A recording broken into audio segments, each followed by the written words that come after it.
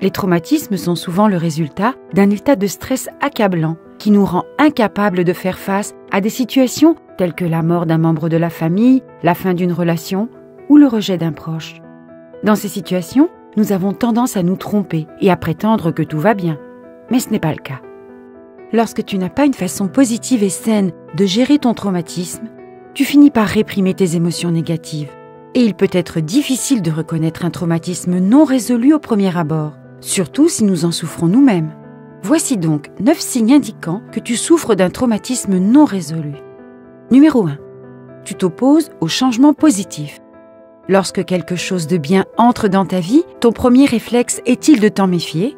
Ressens-tu un sentiment intérieur de honte ou de culpabilité chaque fois que les choses vont mieux pour toi ou que tu as réussi ? Si c'est le cas, il se peut que tu abrites un traumatisme non résolu qui te bloque. C'est pour cette raison que tu as du mal à accepter les changements positifs et que tu peux essayer d'y résister au début, car, au fond de toi, tu penses que tu ne mérites pas d'être heureux. Numéro 2. Tu dois tout prévoir. Ressens-tu le besoin de toujours tout contrôler ? Es-tu frustré et bloqué chaque fois que les choses ne se passent pas comme tu l'avais attendu ? Ton besoin de tout contrôler peut être dû à une expérience traumatisante qui t'a laissé un sentiment permanent d'impuissance et de vulnérabilité. Pour combattre ces sentiments, tu as tendance à tout organiser dans les moindres détails et tout ce qui échappe à ton contrôle strict te cause une grande insécurité. Cela montre que tu as une profonde méfiance envers toi-même et envers le monde en général. Numéro 3. Tu as une forte peur de l'échec. La peur de l'échec est normale et fait partie de notre nature humaine. Cependant, une peur excessive de l'échec peut être néfaste si elle t'empêche de progresser vers tes objectifs et annule ta motivation à réussir. Non seulement elle te fait rater de nombreuses opportunités, étouffe ta créativité et réduit tes ambitions, mais elle te conduit également à devenir extrêmement perfectionniste et peu sûr de toi. Cette peur peut être induite par un traumatisme non résolu qui t'amène à avoir une croyance négative sur toi-même qui te limite dans ton développement et ton bonheur. Numéro 4. Tu n'oses pas réussir. Par ailleurs, un traumatisme refoulé peut se manifester par une forte peur du succès. T'es-tu déjà empêché de réaliser quelque chose que tu désires, non pas parce que tu crains de ne pas pouvoir l'obtenir, mais parce que tu as peur de ce qui se passera lorsque tu l'obtiendras ? Tu as peur de perdre ce que tu as obtenu avant même de l'avoir obtenu. Eh bien, cette tendance inconsciente à saboter ses propres chances de réussite est souvent associée aux personnes qui ont souffert d'abandon ou qui ont perdu un être cher dans leur enfance. Numéro 5. Tu as des difficultés à te concentrer.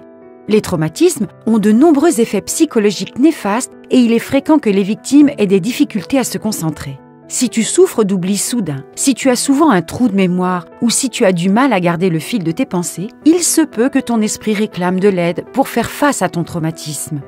Numéro 6. Tu as du mal à demander de l'aide.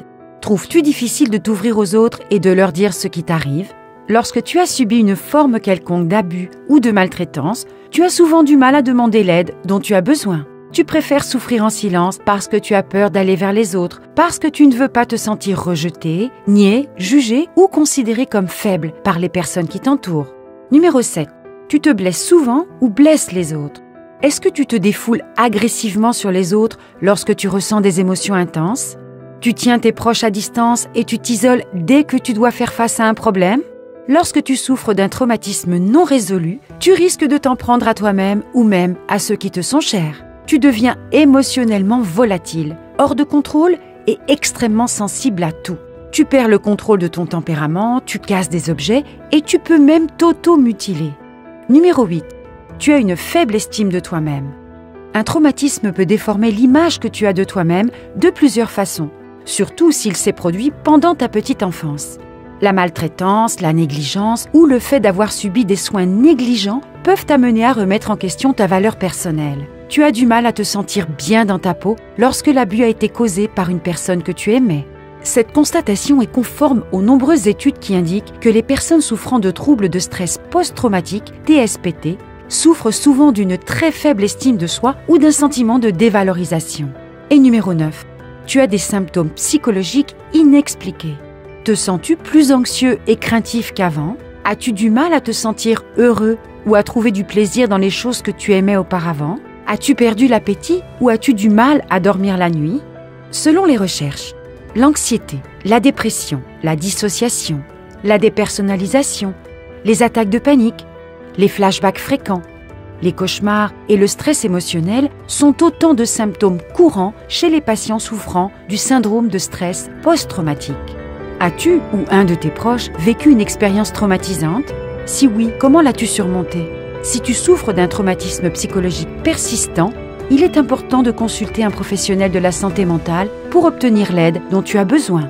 Bien guérir d'un traumatisme demande du temps et des efforts, mais ils sont nécessaires pour avancer dans la vie et trouver un minimum de stabilité et de paix d'esprit. Partage cette vidéo si tu l'as trouvée intéressante. N'oublie pas de t'abonner à la chaîne et de liker pour que nous puissions mettre en ligne de nouveaux contenus. Et comme toujours, merci de nous avoir regardés.